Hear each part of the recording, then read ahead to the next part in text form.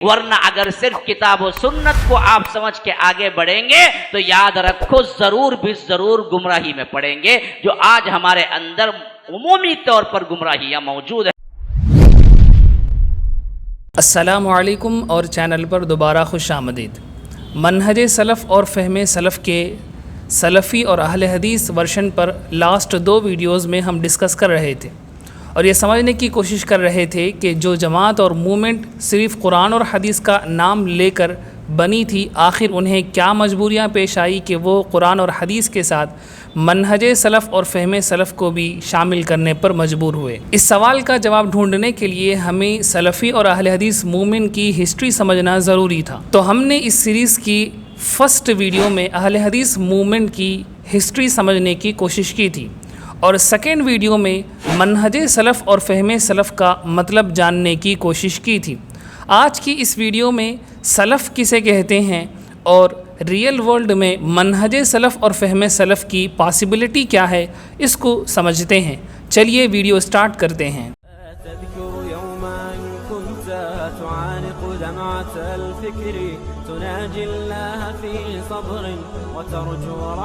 جیسا کہ ہم نے لاسٹ ویڈیو میں ڈسکس کیا تھا کہ منہج کا مطلب ریسرچ میتھڈالوجی اور فہم کا مطلب کنکلیوژن آف ریسرچ ہے۔ اردو لفظوں میں منہج کا مطلب طریقہ استدلال اور فہم کا مطلب سلف کا مسلک اور مذہب ہے۔ منہج سلف اور فہم سلف میں سے منہج اور فہم کا مطلب لاسٹ ویڈیو میں ہم جان چکے ہیں۔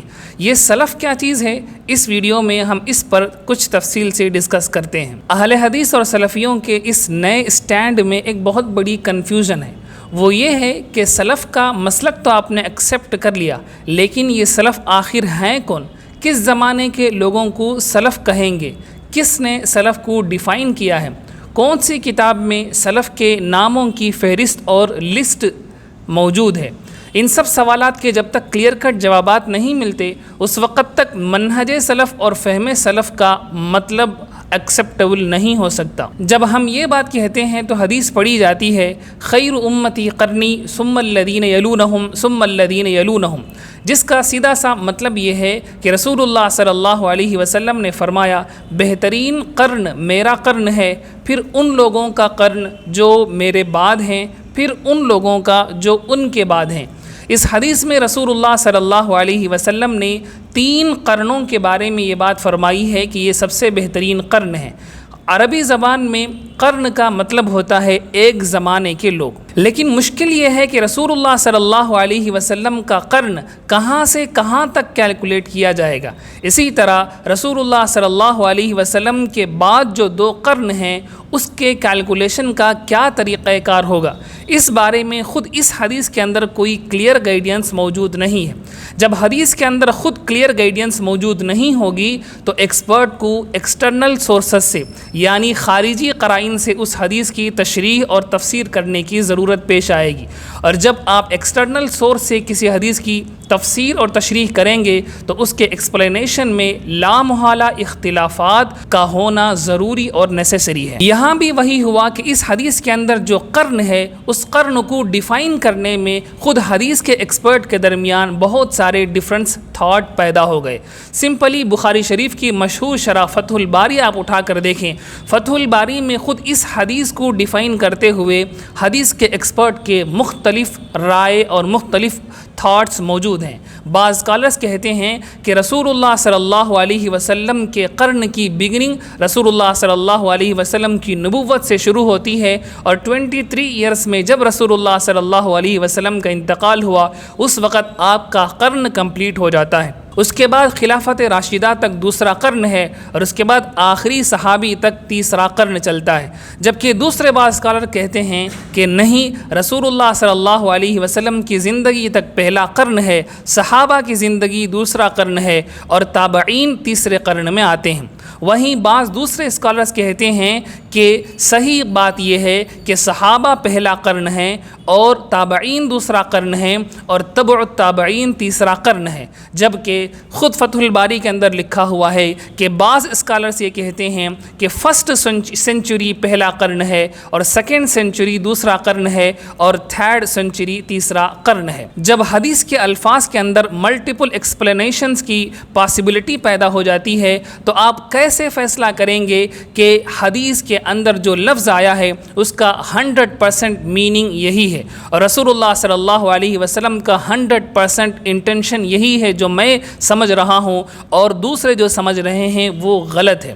جی جب سلف خود ڈیفائن نہیں ہو سکے تو آپ کا منہج سلف اور فہم سلف کی بیس جو اسی سلف کے اوپر ٹکی ہوئی ہے وہ خود سے کولیپس ہو جائے گی اور ہر کوئی سلف کے نام پر جو چاہے کہہ دے گا اور آپ کو وہ ساری باتیں قبول کرنی پڑیں گی کیونکہ آپ منہج سلف کو فالو کرنے والے سلفی بن گئے ہیں۔ بعض ساتھی کہہ سکتے ہیں کہ ما انا علیہ و اصحابی کی حدیث کے اندر سلف سے صحابہ مراد ہیں، تو اس کا مطلب یہ ہوا کہ پھر پہلی والی حدیث میں ثم الذین یلونہم کے اندر جو دو گروپس کے بارے میں رسول اللہ صلی اللہ علیہ وسلم نے بہتر ہونے کی بات کہی ہے، پھر وہ سلف میں سے کیوں نکل گئے؟ یہ کتنی عجیب بات ہوگی کہ آپ ایک حدیث کے ایک ٹکڑے کو یعنی خیر امتی قرنی کو تو مان لیں گے، ثم الذین یلونہم کے دو ٹکڑوں کو نہیں مانیں گے۔ چلیے تھوڑی دیر کے لیے مان لیتے ہیں کہ سلف سے مراد صحابہ ہیں اور فہم سلف کا مطلب صحابہ کی سمجھ اور صحابہ کا مسلک ہے، تو پھر اس میں بھی بڑی پرابلم ہے۔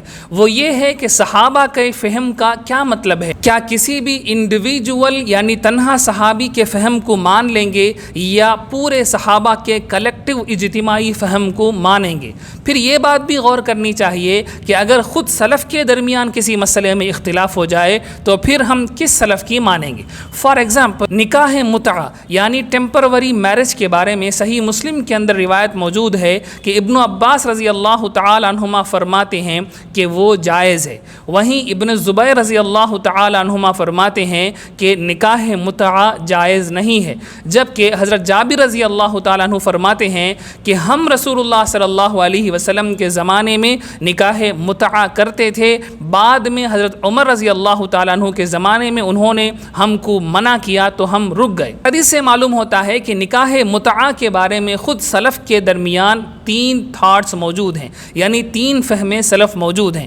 اب بتائیے کہ آپ کا منہج سلف اور فہم سلف اس حدیث کے بارے میں کیا فیصلہ کرتا ہے؟ کیا آج ہم نکاح متعہ کر سکتے ہیں یا نہیں کر سکتے؟ اس کے جواب میں آپ کہہ سکتے ہیں کہ سلف میں سے جس کی بات قرآن اور حدیث کے سب سے زیادہ قریب ہوگی ہم اس کو مان لیں گے۔ تو میں کہتا ہوں کہ پھر آپ منہج سلف اور فہم سلف کی بات آخر کیوں کر رہے ہیں؟ سمپلی آپ کہہ سکتے ہیں کہ ہم قرآن اور حدیث کو مانتے ہیں، درمیان میں منہج سلف اور فہم سلف کی بات کرنے کی کیا ضرورت پیش آئی؟ بلکہ آج آپ یہاں تک بدل چکے ہیں کہ پہلے اپنے عنوانات میں اپنے تقریر کے ٹاپکس میں کہتے تھے کہ ہم قرآن و سنہ کی روشنی میں، قرآن و حدیث کی روشنی میں بیان کریں گے، اور آج آپ کے عنوانات قرآن و سنہ کے بجائے منہج سلف کی روشنی میں، فہم سلف کی روشنی میں آپ کہہ رہے ہیں۔ تو اس پوسٹ کو دیکھیے آپ، اس پوسٹ کے اندر بھی حافظ صاحب نے قرآن و سنہ کو چھوڑ کر منہج سلف کا نعرہ دیا ہے۔ تو اب سوال یہ ہے کہ آخر آپ قرآن و حدیث کے ہوتے ہوئے منہج سلف کی طرف کیوں جا رہے ہیں؟ بیک ٹو دا ٹاپک، صحیح مسلم میں نکاح متعہ کے بارے میں جو حدیث آئی ہے اس میں سلف سے 3 مسلک ہمیں ملتے ہیں۔ اب اس میں سے کون سا مسلک آپ کے حساب سے منہج سلف ہوگا اور فہم سلف ہوگا، اور اس کو کون جج کرے گا؟ کیا آج کے فضیلت الشیخ اور آج کے حفظہ اللہ بیٹھ کر کہیں گے کہ ابن عباس رضی اللہ تعالی عنہما کی بات غلط ہے، ابن زبیر رضی اللہ تعالی عنہما کی بات صحیح ہے، جابر رضی اللہ تعالی عنہ کی بات غلط ہے؟ پھر یہ بھی غور کرنے کی چیز ہے کہ جو شخص بھی آج کے فضیلت الشیخ اور آج کے حفظہ اللہ کی بات مان کر عمل کرے گا تو دیکھنے میں یہ لگتا ہے کہ وہ منہج سلف میں سے صحابی کی کسی ایک بات کو مان رہا ہے، لیکن غور کرنے سے پتہ چلتا ہے کہ وہ سلف کے تینوں قول کو چھوڑ کر آج کے فضیلت الشیخ کے قول پر عمل کر رہا ہے۔ عجیب فلسفہ ہے۔ قرآن اور حدیث سمجھنے کے لیے منہج سلف ضروری ہے، اور منہج سلف سمجھنے کے لیے آج کے فضیلت الشیخ کی سمجھ ضروری ہے۔ تو حافظ صاحب آپ لوگوں لوگوں کو کیوں گھما رہے ہیں؟ سیدھے سے کہہ دیتے کہ قرآن اور حدیث سمجھنے کے لیے ہماری سمجھ ضروری ہے۔ سبحان اللہ، اس کا مطلب تو یہ ہوا کہ آپ ہم کو فہم سلف اور منہج سلف کی آڑ میں سلف سے کاٹ کر اپنے پیچھے لگا رہے ہیں۔ اس سے تو بہتر یہ تھا کہ میں سلف میں سے امام شافعی یا امام ابو حنیفہ رحمہ اللہ کے پیچھے چلا جاتا۔ حقیقت یہ ہے کہ آج کل کے سلفی اور اہل حدیث فہم سلف اور منہج سلف کے نام پر اپنا فہم لوگوں پر تھوپنے کی کوشش کر رہے ہیں، یعنی جہاں اپنے مسلک کا فہم سلف ملے اس پر فہم سلف کا لیبل چپکا کر عوام کے ہاتھ میں پکڑا دو، اور جہاں اپنے مسلک کا فہم سلف نہ ملے وہاں قرآن و حدیث کو فہم سلف کے مطابق نہ ہونے کا فتویٰ دے کر سائیڈ کر دو۔ لوگ ہوشیار نہ ہو جائیں، اس لیے الٹا تقلید کرنے والوں کے بارے میں یہ افواہ پھیلا دو کہ یہ لوگ صحیح حدیث آنے کے باوجود بھی اماموں کی تقلید کرتے ہیں۔ یہ کون سا اکیڈمیکل اجتہاد ہوا؟ یہ تو زبردستی والی بات ہوئی۔ بات اصل میں یہ ہے کہ آج کل کے سلفی اور اہل حدیث علماء کو بھی تقلید اور مسلک ماننے کی مجبوری ہو گئی ہے، جیسا کہ بعض جرأت مند اہل حدیث علماء نے کھل کر اس بات کا اقرار کیا ہے، جیسا کہ اس ویڈیو میں ہم نے ڈیٹیل سے اس پر ڈسکس کیا ہے۔ آئی بٹن کلک کر کر آپ اس کو دیکھ سکتے ہیں۔ لیکن جو اہل حدیث علماء آئیڈینٹی کرائسس کے شکار ہیں انہیں تقلید اور مسلک کا لفظ یوز کرنے سے شرم محسوس ہوتی ہے کہ عوام اہل حدیث کو کیا جواب دیں گے، اس لیے انہوں نے ہوشیاری کے ساتھ مدخلیت سے ادھار لے کر منہج سلف اور فہم سلف کا ورڈ لانچ کر دیا، اور یہ سنگل ورڈ ان کو اتنا فائدہ پہنچایا کہ ماڈرن سلفیت کے اندر جو 3 میجر ایشوز تھے جن پر ہم نے فرسٹ ویڈیو میں بڑی ڈیٹیل سے ڈسکس کی تھی، ان تینوں ایشوز کو اس ایک ورڈ نے سمپلی حل کر دیا۔ اب منہج کا لیبل لگا کر اجتہاد اور قیاس بھی کھلے عام کریں گے۔